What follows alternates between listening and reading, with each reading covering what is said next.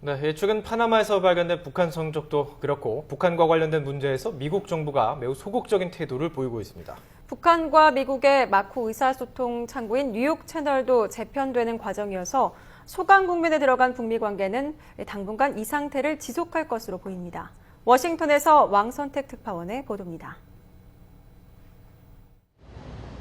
북한 문제에 대한 미국 정부의 정책 기조는 미국 국무부 정례 브리핑을 통해 확인되는 경우가 많습니다.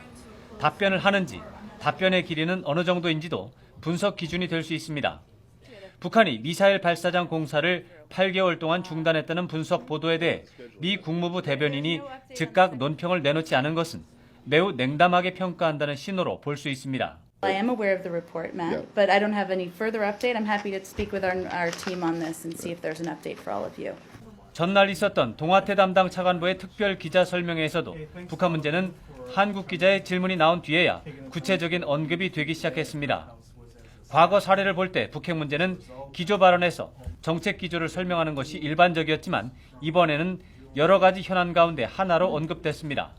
We discussed regional hotspots, Iran, North Korea, Syria, and so on. We discussed nuclear proliferation, climate change, cyberspace, human rights, maritime security. 미국 정부의 냉담한 태도는 북한에 대한 실망감이 반영된 것으로 해석됩니다. 미국의 대화를 제의했던 북한도 미국이 호응할 기미를 보이지 않자 추가적인 제안을 내놓지 못하면서 북미 관계는 소강 국면으로 접어든 것으로 보입니다. 북한과 미국 간 마쿠 대화 창구인 뉴욕 채널이 양측 대표 교체 등 재편 과정을 겪고 있다는 것도 소강 국면의 배경이 된 것으로 분석됩니다.